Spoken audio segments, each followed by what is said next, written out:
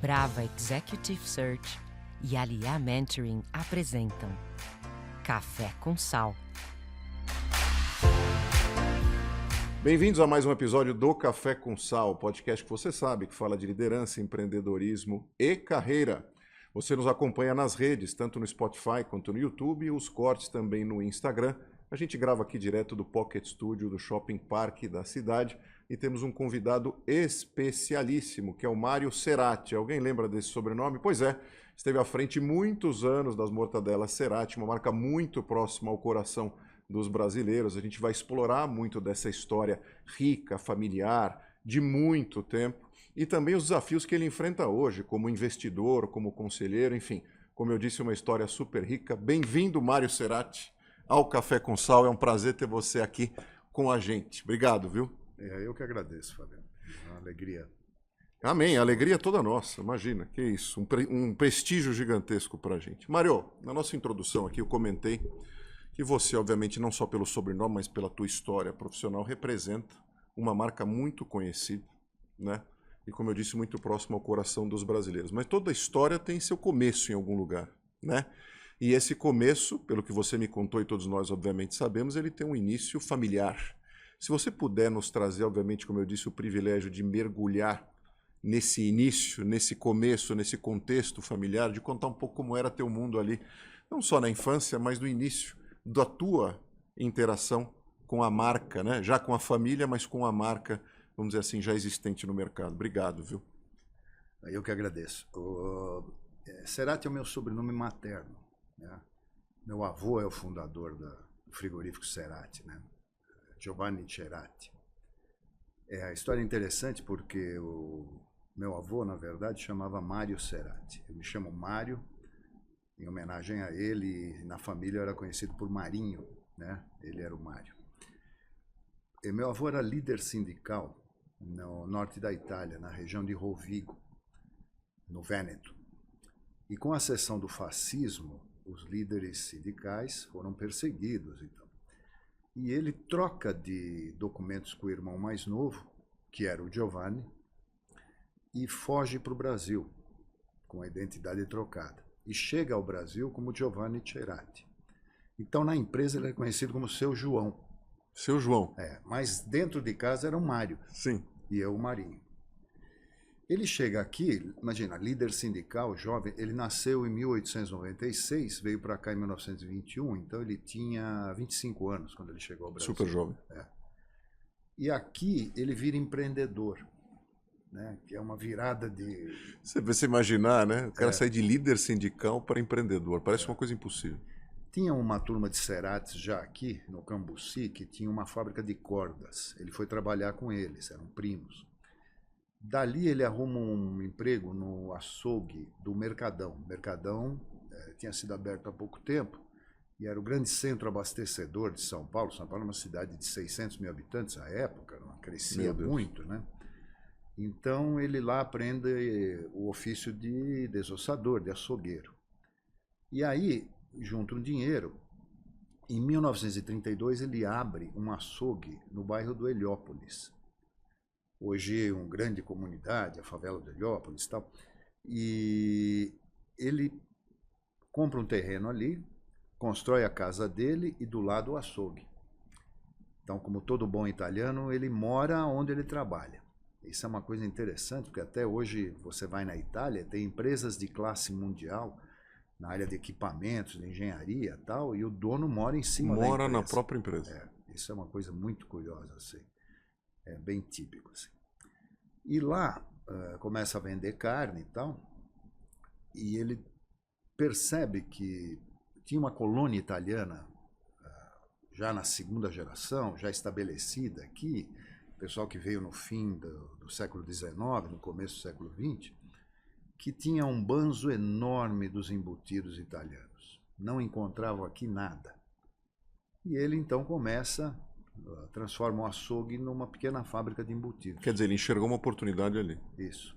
E aí ele se dedica a fazer as receitas, primeiro do norte da Itália, e a mortadela é de Bolonha, né? Ele faz o cotechino, ele faz o zampone, a pancetta. Então, várias coisas assim que a colônia italiana tinha, assim, uma vontade de consumir, né? E começa a fazer o nome dele. E assim segue a empresa. Ele se casa com uma viúva, tem 2 filhos. No terceiro filho, ela morre no parto. Que loucura. Estamos falando, minha mãe é de 27, foi logo no começo dos anos 30, por aí. Ele se vê viúvo e com uma enteada e 2 filhos pequenos. Que interessante, Mário. Desculpa te interromper. Sabe que na minha família tem uma história parecida? Minha família veio da Alemanha, né? Fugida na Segunda Guerra. Mas antes disso, a minha bisavó também faleceu no parto do meu avô. Né? Isso na época...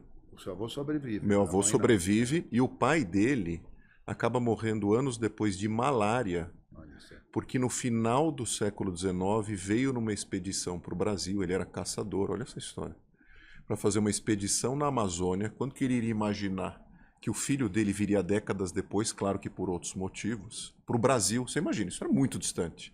E pegou malária na Amazônia, o que acabou matando ele, claro, foi a malária, mas o tratamento com quinino, que era fortíssimo. Né? Então esse meu avô perdeu o pai por malária e a mãe no parto. Olha que coisa, que conexão. Então essa foi a história da tua família, né? Eu tenho essa história muito semelhante também. Bom, o meu avô então se vê viúvo e ele queria ter uma companhia e tal. E um dos grandes clientes da Cerati era a família Tosi, que tinha um armazém de secos e molhados na rua Quintino Bocaiúva. Casa Tosi. E era uma delícia lá, porque era aqueles queijos, aqueles frios, aquelas coisas. Sim. O velho Tosi, ele tinha 5 filhos. Eram 3 meninos, 2 meninas. E a caçulinha, a Gina Tosi, era uma mulher muito bonita. Meu avô tinha escoliose, ele era corcunda. Então você imagina, um homem mais velho, corcunda, viúvo, com 2 filhos e uma enteada, querendo casar com a caçula da família Tosi. Os caras falam, não vai acontecer. Ele rapta ela e volta depois de alguns dias com o fato consumado. Mentira. Aí a família Tosi não tem outra alternativa senão abençoar o casamento dos 2. Que loucura. Para não desonrar a filha. Né? Claro. Olha que coisa inacreditável. Na década de 30 Sim. aí, né? 100 anos atrás. Pois é, tão pouco tempo e tão diferente. Que coisa. Bom, a Gina uma grande empreendedora também, e é o dínamo que faz a Cerati crescer. Meu avô era um homem muito sonhador, estava sempre em projetos novos e tal. E a Gina tocava o dia a dia da empresa, carregava o piano e tal, não sei o quê. E aí, ela não tem filhos com ele, mas cria minha mãe, meu tio e minha tia Celsa, minha enteada, né? E quando, em 1952, minha mãe conhece meu pai também é um imigrante italiano, que chegou depois da Segunda Guerra, um veterinário, Franco Benedetti, e eles se casam em 52, e eu venho a nascer em dezembro de 53.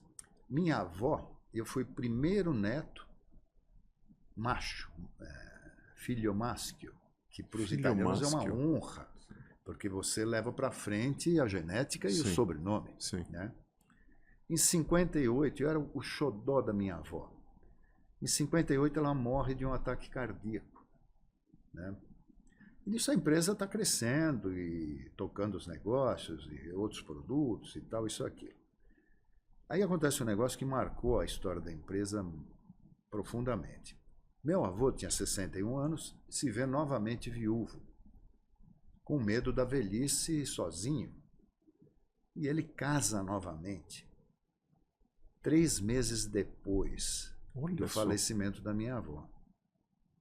E minha mãe nunca perdoou esse fato, porque ele não respeitou o luto. Ah, entendi. Entendeu? Foi então, muito rápido.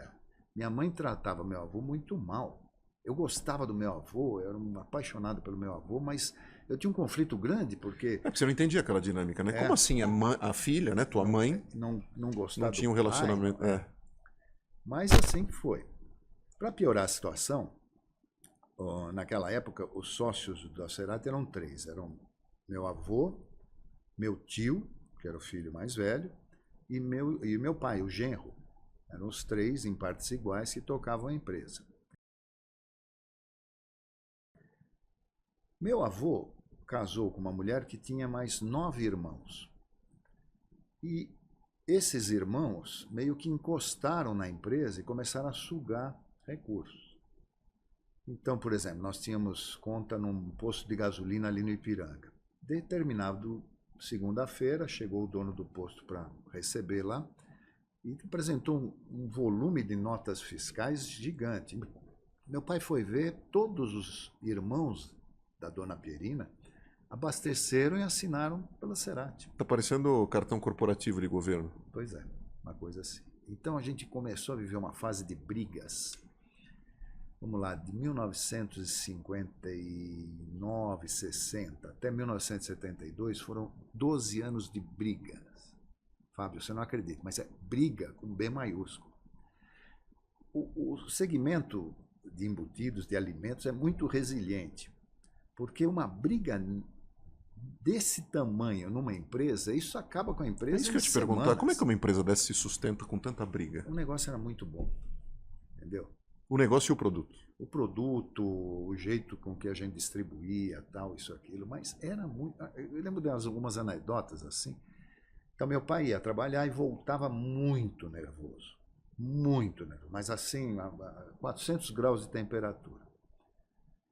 E me lembro de uma vez, minha mãe fez um bacalhau e ele sentou assim e deu uma garfada do bacalhau, o bacalhau estava salgado. Ele pegou o prato do bacalhau e jogou no teto. O nível de estresse. É.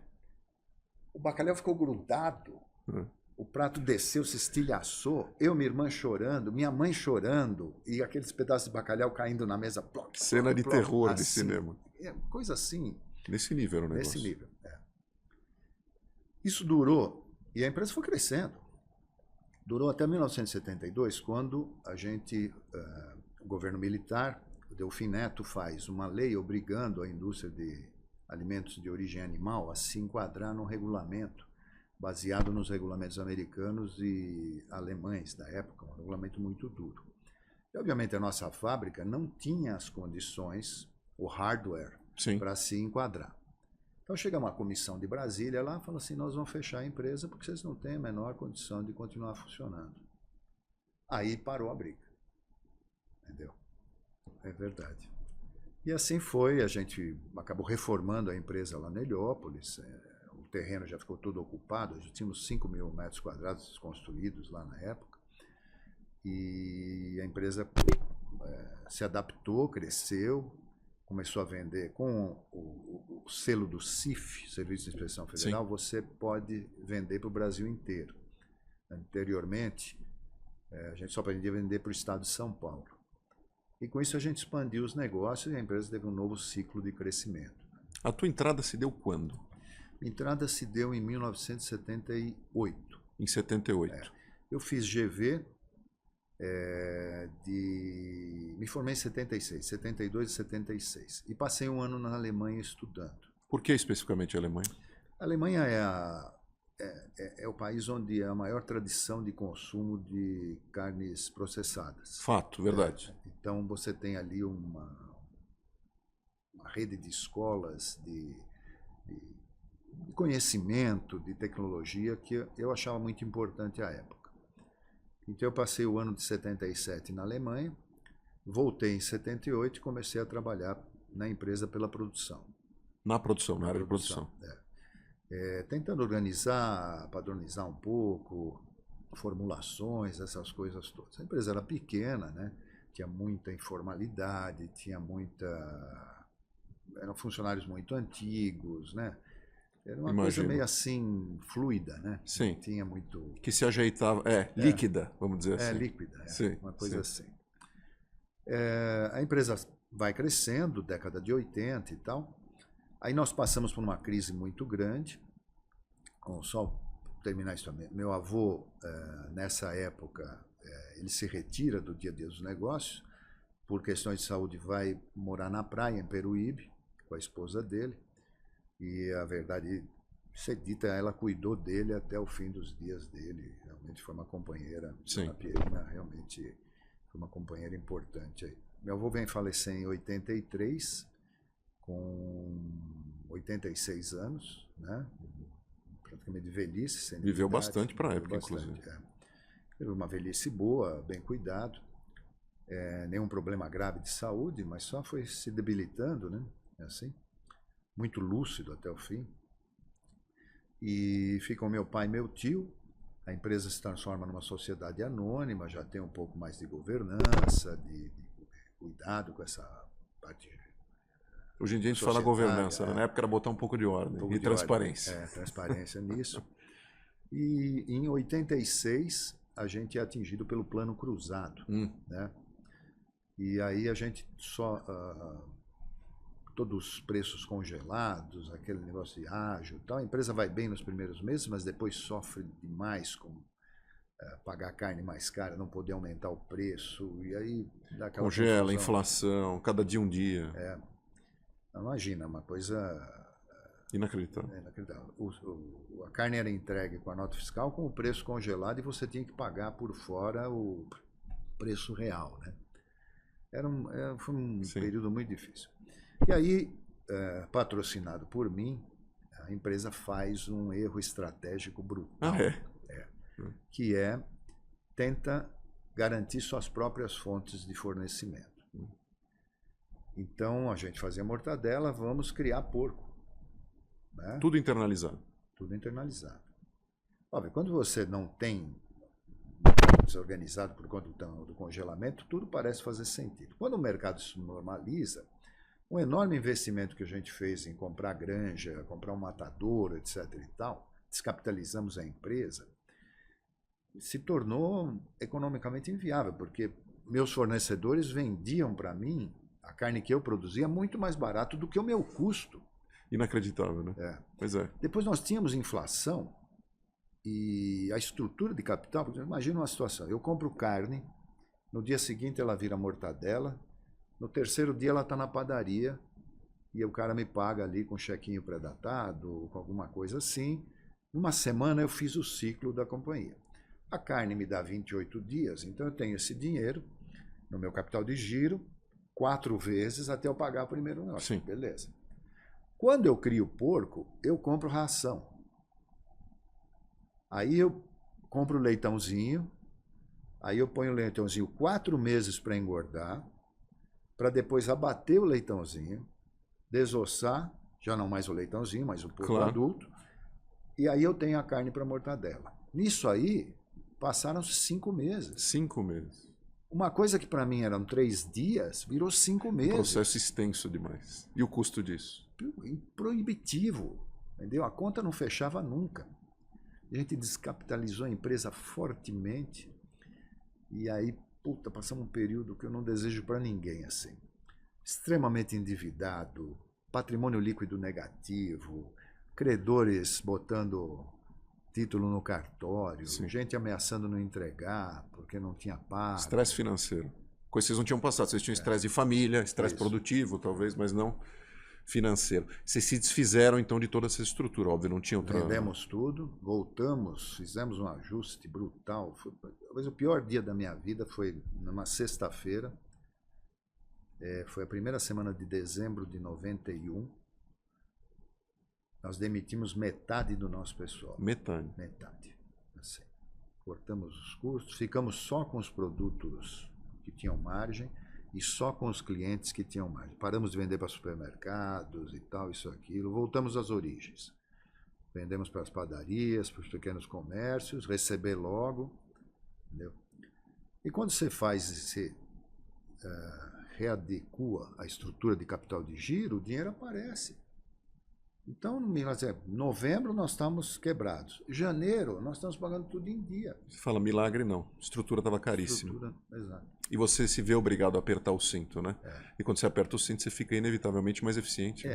Mas isso é uma coisa que eu tenho sentido hoje. Eu quero falar isso mais para frente. Claro. Eu, como conselheiro das empresas, eu vejo isso daqui, em algumas empresas que eu trabalho como conselheiro, mas os donos não enxergam. Eles têm o wishful thinking de que as coisas vão melhorar. esse mês esse vai ser o mês da Você virada. acha que isso é vaidade também?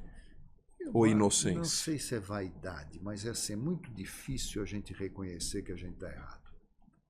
Seja em qualquer setor da vida, a gente não nasceu para dizer, essa humildade precisa levar muita a gente cresce, né, ouvindo muito a palavra compromisso, né? E se tem uma coisa que a gente não deve ter, pelo menos que é uma coisa que eu aprendi no ambiente empresarial, é ter compromisso com o erro, né? E a turma insiste nisso, né? Eu já insisti várias vezes, claro, quem nunca fez isso? Mas os calos, né, ensinam. Você mencionou as padarias, Mário. Como é que era a estratégia de go-to-market da Cerati? Porque assim, quando a gente fala em mortadela, vem Cerati em mente. Eu imagino que vocês tinham competidores depois ao longo dos anos. E competidores que não eram fraquinhos, né? Acho que eram big players, vamos chamar assim. Qual que era a grande estratégia? Não só o diferencial, obviamente, do produto e marca, mas assim, do go-to-market, quer dizer, quem fazia... Qual era o ambiente que fazia o produto girar? Você falou muito de padaria, não falou de supermercado. Isso estava dentro da estratégia de vocês? Vou contar um pouco mais da história e depois eu chego nesse Perfeito. ponto aí, como a gente definiu isso como estratégia da empresa, né? E nós passamos esse sufoco em 91. Em 92, meu pai vem a falecer em abril, câncer no fígado. Meu tio tem uma isquemia cerebral séria e fica inválido. Tudo ao mesmo tempo. ao mesmo E isso caiu no teu colo. E aí, o que aconteceu? Eu me tornei o principal executivo da empresa, vou tocando a empresa em 92, 93 e botando a casa em ordem. Em 94 acontece um evento seminal. Eu ganhei uma bolsa de estudo para estudar no Japão, um instituto, uma fundação do governo japonês, dedicada a divulgar as técnicas de gestão japonesa, qualidade total, principalmente. Qualidade japonesa. Para os países do terceiro mundo. E eu passo 2 períodos no Japão, 94 e 97, de 5 semanas e 4 semanas, mergulhado nisso. Nós tínhamos aulas o dia inteiro, manhã e tarde, com professores universitários japoneses de primeira linha, com acesso a uma biblioteca e videoteca fantástica, e visitas a empresas japonesas que tinham esse tipo de... Foi chocante, Mário? Pô, foi um negócio... Outro mundo. Outro mundo. O que mais te impressionou? Olha, a limpeza das fábricas. A primeira coisa que me choca assim. Nós visitamos um estaleiro de navios, mas desses super petroleiros. É um Lego gigante. Você tem a entrada de chapas de aço gigantescas que são dobradas, cortadas, soldadas e vão formando pedaços desse navio que vão sendo montados lá na frente. Então você tem assim 4 ou 5 navios em construção. O último lá já com jeito de navio, já montadinho, tá na beira d'água para ser. E os uniformes, macacões brancos impecáveis. Não tinha nada no chão, você podia comer no chão, se fosse o caso. Quer dizer, a qualidade estava inclusive nisso. Nisso, é um aspecto muito importante da cultura japonesa, né? Os caras acham que é até folclórico quando a seleção japonesa jogou aqui no Brasil. Sim, na Copa do Mundo, as pessoas davam risada aqui, vê se pode. Eles deixaram a arquibancada limpa. Porque faz parte da cultura deles, ponto. Não existe outro meio. Isso é uma das coisas que me chamou muito a atenção. E a capacidade dessas ferramentas, dessa filosofia de trabalho, de trazer resultados incríveis. Eu volto do Japão e todo mundo muito curioso, né? Nós tínhamos na época acho que 120 funcionários, e eu me lembro, fazemos 3 ou 4 reuniões no refeitório da empresa para contar um pouco do que foi a viagem do seu Mário do Japão. Iniciamos um programa de qualidade total que levou a Cerati a um crescimento vertiginoso. E aí, em 98, 99, decidimos fazer uma fábrica nova em Vinhedo, porque a fábrica tinha crescido de um jeito, né? Uma das coisas que surgiu, e é interessante, isso aí não é da cabeça do Mário, é a equipe como um todo, do cara que do chão da fábrica até o diretor de marketing, de comercial, todo mundo entra na mesma sintonia, na mesma vibração. O que nós éramos? Nós éramos uma empresa pequena com uma marca forte no mercado de tubarões. Nós tínhamos Sadia, Perdigão, Seara, Aurora, pô, que hoje é uma JBS. Etc. JBS, na época não tinha, mas Sim. a JBS na época era só carne de boi. Só né? carne de boi. Mas você tinha esses tubarões. Aí do outro lado você tem o Carrefour, Pão de Açúcar, essas grandes organizações. O que nós vamos fazer? Nós somos pequenos? Pequenos ajudam pequenos. Nós vamos comprar de matadouros pequenos, nossa matéria-prima, e vamos vender e dar o melhor atendimento possível para os clientes pequenos. Ou seja, você assumiu a tua identidade. Isso. E aí nós fizemos uma máquina de atender esse pessoal. E aí tem um negócio muito importante. O comerciante pequeno, e nós estamos falando da década de 90, e não creio que tenha melhorado agora, é o cocô do cavalo do bandido. Os grandes não gostam de vender para ele. Definitivamente. O cara quer vender carreta, quer fazer fechamento. Ele não quer vender 3 quilos de salsicha para um açougue na Penha. A gente vendia. É que nem lidar com acionista minoritário. Né? Entendeu? Ninguém quer lidar com acionista Ninguém minoritário. quer lidar com minoritário, mas nós queríamos. Entendeu? Então a gente montou uma rede de atendimento que deixava o cara extremamente à nossa disposição. Entendeu? Fiel, porque a gente, atendia. Quando você faz esse tipo de coisa, preço é irrelevante. Ele quer ser atendido. Vou contar aqui rapidamente. A Seara, quando foi para a JBS, ficou uma empresa muito mais agressiva. E ela lançou o presunto Seara e botou a Fátima Bernardes para fazer propaganda. E aí todo mundo chegava na padaria querendo o presunto Seara. Verdade, desculpa te interromper, virou até um meme, né? Esse negócio da Fátima Bernardes falando do tal do presunto. Essa propaganda na época foi muito divulgada. Sim. Então.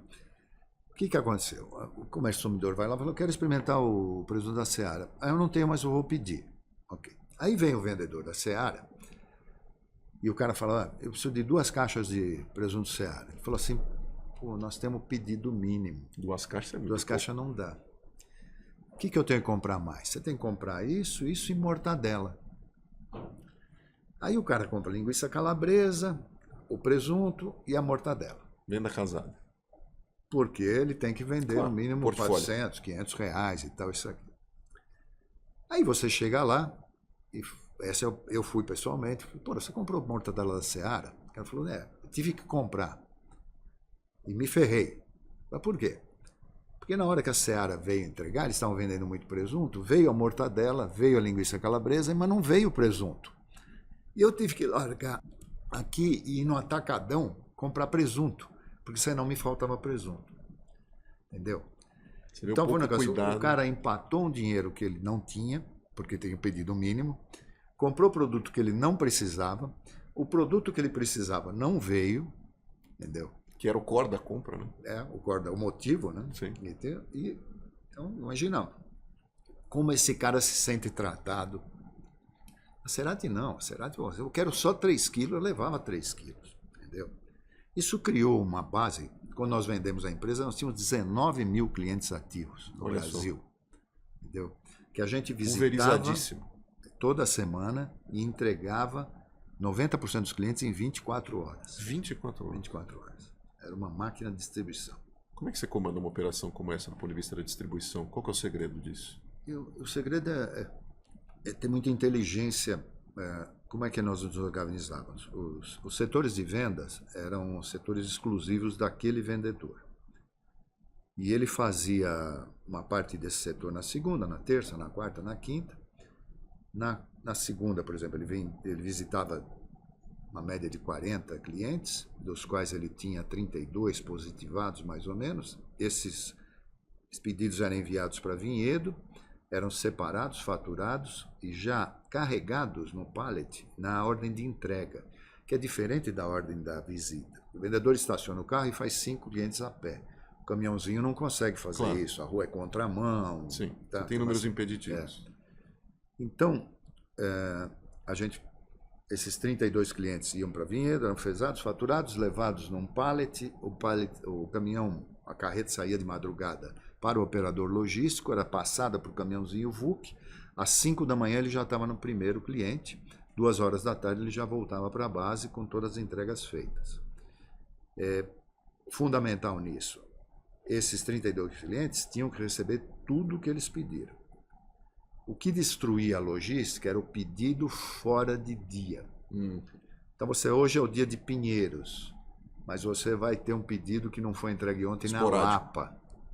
E aí o cara tem que sair de Pinheiros e andar até a Lapa ou até mais distante para poder entregar um item que ficou faltando, entendeu? Essas arestas vocês tinham que aparar no meio do caminho. Não, a gente tinha uma gestão incrível disso.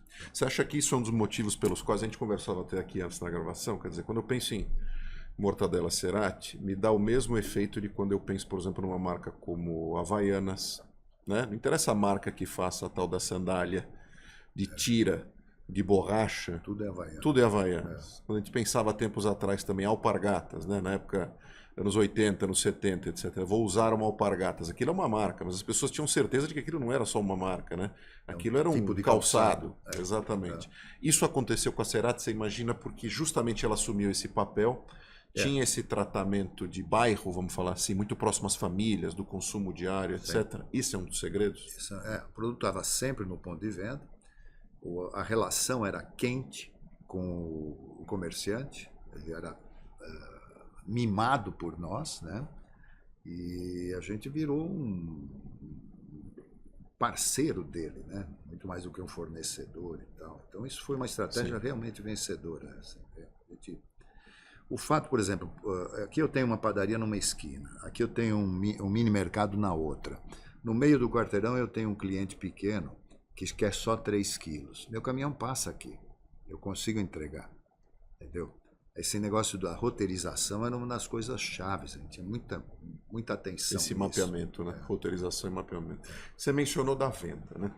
Como é que essa venda aconteceu? Porque assim, todo mundo tem muita curiosidade, na hora de falar assim, poxa, você vendeu tua empresa, né? Todo mundo olha isso como um case de sucesso, porque de fato é, né? Até é lisonjeiro você ter um business que um grupo internacional tem desejo, não imagino que tenha sido o primeiro, né? Talvez você deve ter tido essas investidas muitas vezes, de querer comprar um business teu, porque como você mencionou, ele tem uma particularidade muito específica, ele tem um market share importante, ele tem uma memória afetiva, uma relação afetiva e quente, emprestando um pouco das tuas palavras com as pessoas.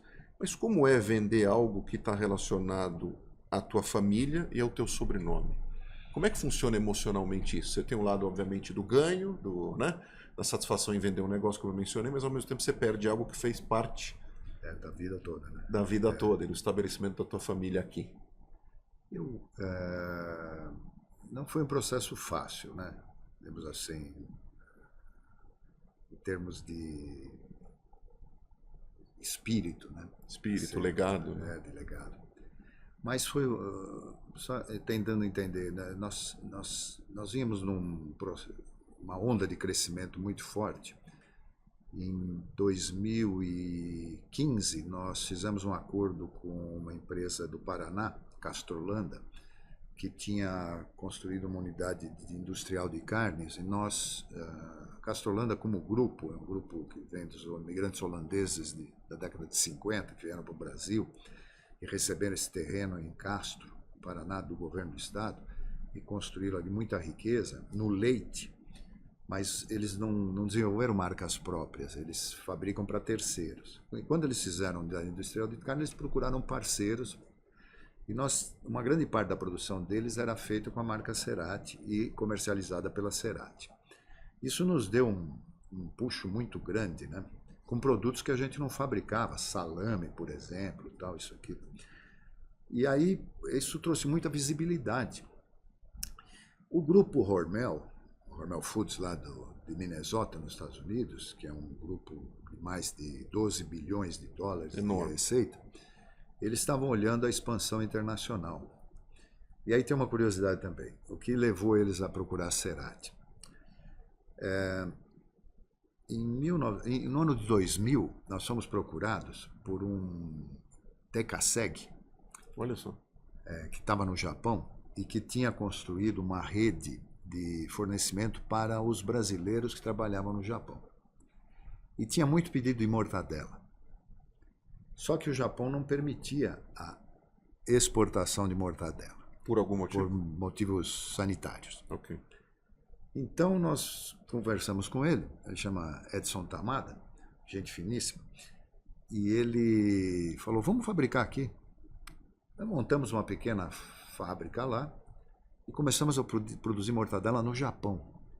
Com a receita nossa, mas com carne australiana e canadense. Você viu que é empreender, né? E nós exportávamos o condimento caixa preta. Claro, que é o segredo da coisa. O segredo da coisa. Ele chegava lá, fazia mortadela e vendia. Nós estivemos lá no Japão logo depois, eu comi num dos mercados lá um sanduíche de mortadela igual o Mercadão. Exatamente aqui, igual. Porque ele fazia o pão francês e ele fazia mortadela. E ele importava um monte de coisa aqui do Brasil, lingerie. A lingerie japonesa não é não conversa com o gosto brasileiro. Com o corpo das brasileiras. Sim. Né? Então, tinha que ter lingerie brasileira lá. E ele pegou esses nichos e construiu um grupo muito forte lá.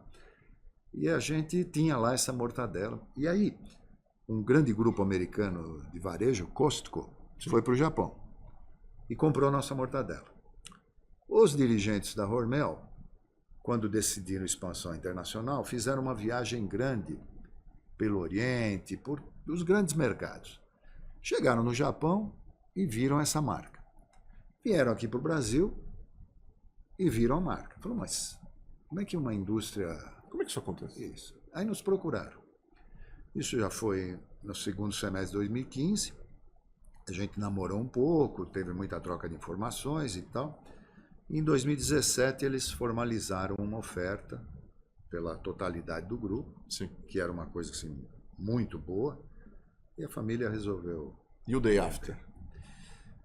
Foi interessante, assim. No processo de venda, eu comecei a sonhar muito com o passado.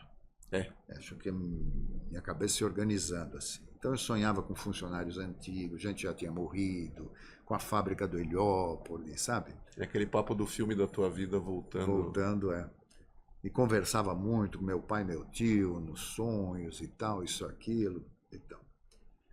Aí teve o dia do fechamento, você pega seu boné, esvazia sua mesa, né? E claro. Tal.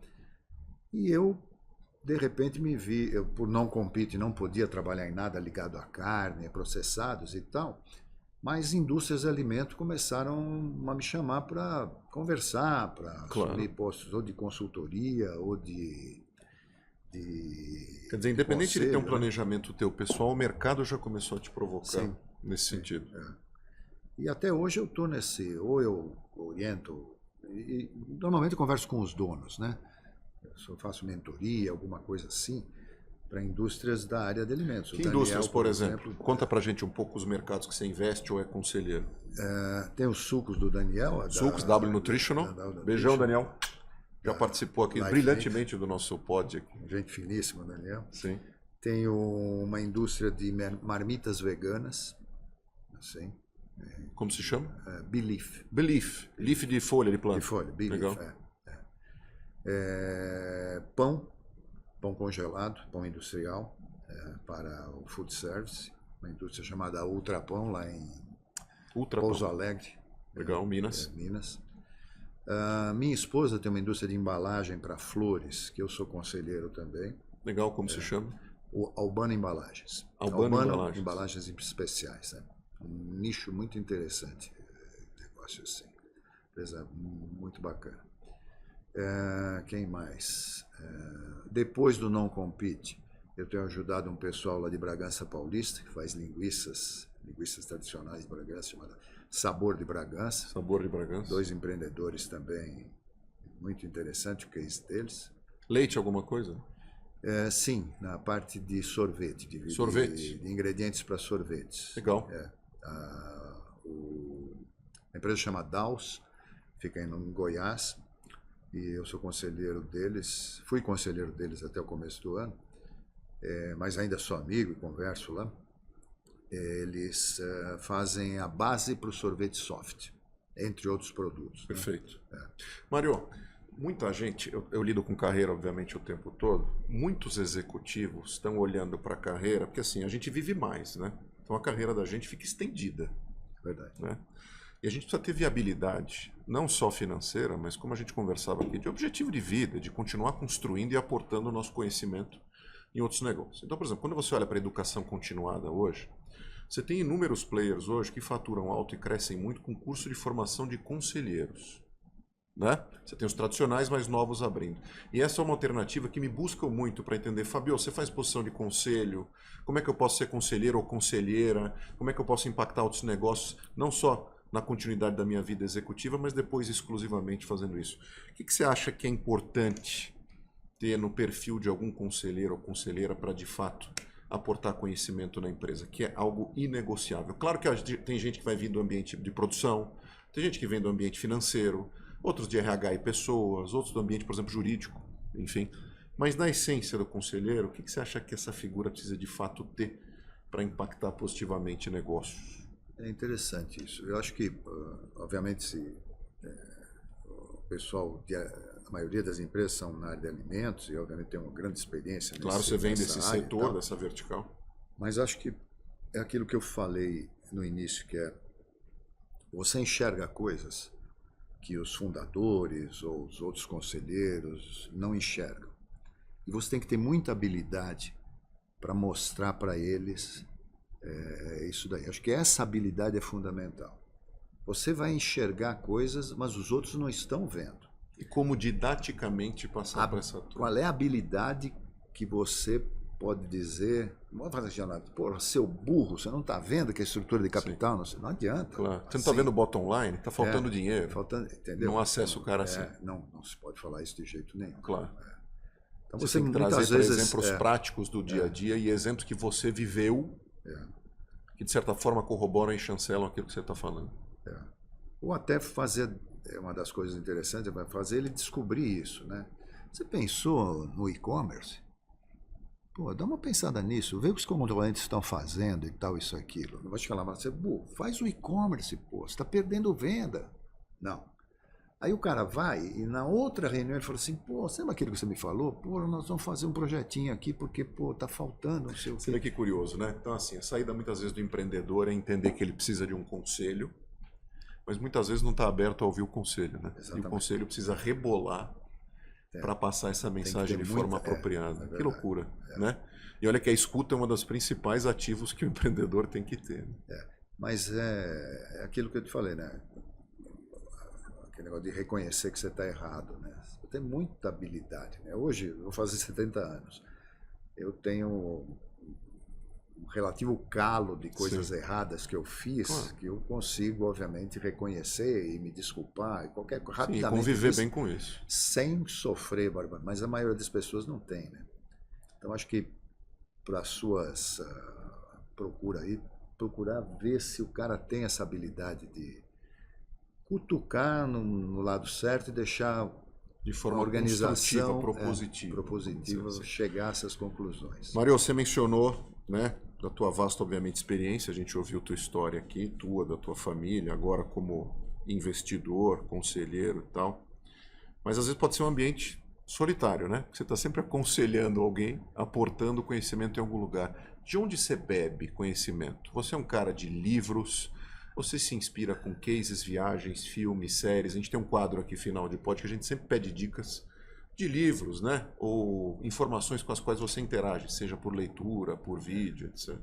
Você tem algumas dicas? Então, eu sempre gostei muito de viajar, né? E toda viagem, supermercado, lojas e tal. Você está sempre nesses pontos para entender. Nesses pontos. Livros também. Você tem algum que você está lendo agora, que você te impactou muito recentemente? Pode ser de qualquer assunto. Bom, o que eu estou lendo agora é um livro de um autor finlandês. Que chama The Man Who Died. Que é muito interessante. É uma novela, vamos dizer assim, um livro de mistério. Um romance. Assim, mas muito gostoso de ler. Ele é um empreendedor no sul da Finlândia que tem uma indústria que colhe e seca cogumelos para vender para o Japão. Que tem um cogumelo que dá só nas florestas de pinheiros numa determinada época do ano e que é muito valorizado no Japão. Que, aliás, até eu ia pôr no Google para ver se isso realmente existe. Sim. Ou se o cara fez. Quem está assistindo fica com esse convite também para dar uma olhada nesses cogumelos. Né? E ele descobre que foi envenenado. E ele tem poucos dias de vida. E ele quer saber quem envenenou ele. Então o livro passa nessa história, nesse mistério aí, nessa busca. Mas muito legal. Muito interessante. Assim, muito divertido, muito bem escrito. Então, você consome séries ou... Alguma coisa. O que você tem visto? Tenho visto ultimamente uma série da Star Plus chamada O Zelador. Meu querido Zelador. Meu querido Zelador? É uma série argentina. Argentina. O título em porteño é El Encargado. El Encargado. E é bem divertido mesmo. Então você consome... Tem a primeira temporada que está na Star Plus, a segunda entra agora em dezembro. E são episódios curtos, de 30 minutos. Sim. E eu estou me racionando um episódio por dia. Porque dá vontade de assistir tudo, sabe? Pois é, porque assim, a gente sofre depois, né, de falta, sentir falta, né, de séries e documentários que a gente vê e depois quer continuar vendo e vê muito rápido. Eu queria fazer uma observação, você perguntou das empresas, acabei esquecendo uma. Sim, claro. Se as meninas assistirem, eu falo, não, você vão não ficar falou da bravo gente. A empresa chama Raízes do Campo. Raízes do Campo. É uma organização, é uma empresa comercial dedicada à comercialização de produtos da agricultura familiar. Eu tenho feito um trabalho pro bono para elas, tentando organizar um pouco a empresa e encontrar alternativas para venda e tal. É um projeto muito interessante, porque você tem, parecido com a Cerati, né, uma série de pequenos agricultores familiares que produzem produtos, frutas, legumes, grãos muito bons, sem agrotóxicos, um monte de coisas, e que tem uma barreira muito grande de levar esses produtos ao mercado. E essas meninas criaram essa organização que trabalha no sentido, fazem muitas feiras, feiras de orgânicos, mas dedicadas a interessantíssimo. Quem passou aqui e tratou desse assunto foi a Gelma Franco, do Il Barista Cafés, que é uma pessoa, uma super empresária e uma figura muito pujante no ambiente do agronegócio, justamente porque está sempre de olho nessas produções familiares e de alguma forma, principalmente por mulheres que estão à frente dessa área de produção e fazer isso chegar até o mercado com qualidade e com ganho financeiro para elas. Um beijão, Gelma. Super obrigado por tudo sempre. Ela falou muito disso aqui também. Que legal, vou ver esse podcast. Veja, super legal. Gelma Franco, Il Barista Cafés, o meu café favorito. Aliás, eu gosto do rock, né? Ela é um fã de música, então os cafés têm nomenclatura de música. Tem jazz, ópera, rock, etc. O meu favorito é o rock, não só pelo gosto musical, mas enfim. Mário, eu só posso te agradecer. Obrigado, que delícia de papo. Foi um prazer enorme te conhecer. Espero que a gente se veja aí mais vezes. Você deu uma contribuição gigantesca, pode ter certeza, para os inúmeros empreendedores, executivos que assistem aqui o nosso pod. Obrigado por tudo mais uma vez. Eu que agradeço. Pessoal, mais uma vez, obrigado pela audiência de vocês. Esse foi mais um episódio do Café com Sal. Vocês, como eu disse, acompanham a gente tanto no Spotify quanto no YouTube e também os cortes no Instagram. Um abraço de todos nós e até a próxima. Tchau, tchau.